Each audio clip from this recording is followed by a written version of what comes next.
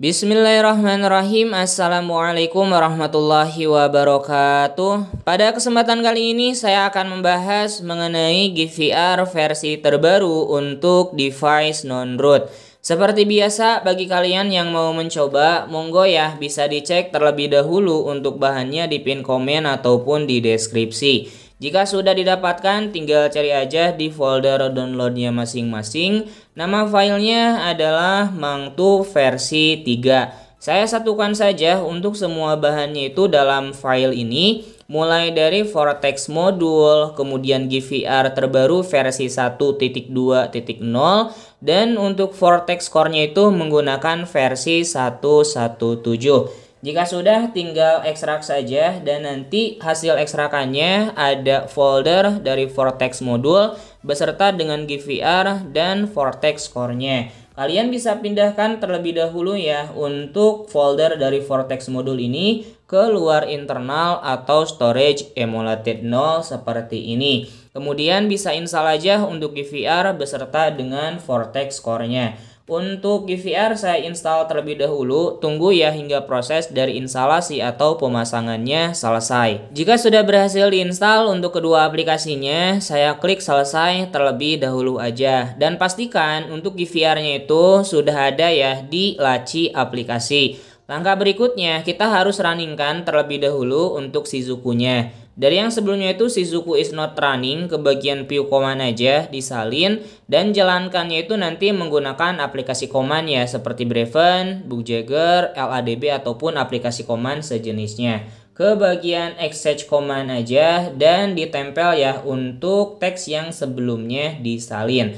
Seperti biasa ADB shell-nya itu dihapus aja kemudian ketukeran atau jalankan. Tunggu hingga prosesnya berhasil seperti ini dan kalian bisa cek juga ya di Shizuku-nya. Dari yang sebelumnya itu Shizuku is not running sekarang sudah running. Ke bagian aplikasi manajemen atau manajemen aplikasinya, kalian bisa centang atau checklist aja di Vortex core-nya supaya bisa menjalankan folder Vortex modul yang sebelumnya kita salin. Oke, untuk selanjutnya kita bisa buka aja untuk GVR-nya. Tunggu ya hingga masuk ke dashboard atau tampilan layar awalnya. Nah, di sini bisa diizinkan aja ya untuk GVR menjalankan aplikasinya ya. Oke, sudah masuk ke tampilan awal atau dashboardnya. Ke bagian kanan, kalian bisa mengaktifkan juga untuk game filternya. Jadi, nanti yang akan terbaca di GVR-nya itu hanya game yang kalian mainkan aja. Untuk mengaktifkan dari modulnya, kalian bisa klik aja ya di bagian game seperti ini. Dan kalau ada perizinan untuk ditampilkan di atas aplikasi lainnya, kalian bisa izinkan aja. Oke, ada Vortex modul seperti ini, bisa diizinkan aja. Dan untuk semua fiturnya, kalian bisa klik aja ya dari modul Mangtu ini. Untuk fiturnya itu mulai dari device optimization, kemudian ada GPU optimization, cache clear, dan RAM adjustment juga. Kemudian refresh rate-nya kalian bisa pilih aja sesuai dengan device-nya masing-masing. Ada yang 60, 90, 120 sampai dengan 144 Hz. Karena device saya ini hanya support di 60 Hz, berarti saya pilih aja 60 Hz. Oke, seperti itu ya untuk penggunaan dari fiturnya. Kemudian jika sudah kalian settings untuk fitur-fiturnya, bisa diaktifkan aja. Dan untuk rendering yang bisa dipilih ada dua pilihan ya, yaitu OpenGL dan Vulkan. Misalkan saya di sini milih OpenGL aja, langsung aja swipe ke kanan dan nanti akan otomatis masuk ke dalam game yang kita pilih.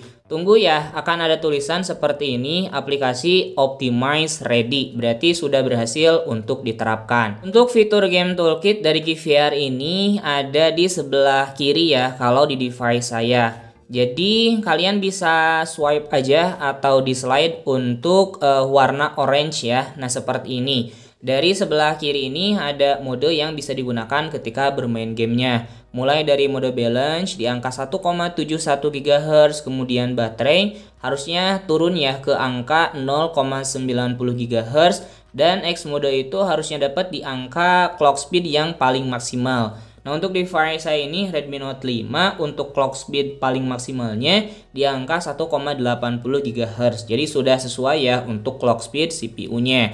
Oke, kemudian di bagian kanan bisa mengatur dari kecerahan layar beserta dengan audionya. Untuk fitur baru katanya ada di sebelah Vortex ini ya, tinggal di swipe aja. Nah, untuk fiturnya itu menampilkan FPS secara real time. Tapi di sini kita akan coba tes ya, apakah FPS ini sesuai dengan FPS di dalam game atau menampilkan refresh rate layar dari device-nya. Nah, di bagian frame rate itu saya settingnya rendah, harusnya dapat di angka 30 fps. Tetapi yang ditampilkan di sini adalah 60 fps. Kita akan coba tes juga ya menggunakan game toolkit dari info FPS bawaan device-nya. Nah, harusnya itu dapat di angka 30 fps ya, jadi sudah sesuai. Nah, kalau FPS secara real time dari GVR-nya itu menampilkan screen refresh rate dari device kita ya, bukan FPS secara real time di dalam gamenya.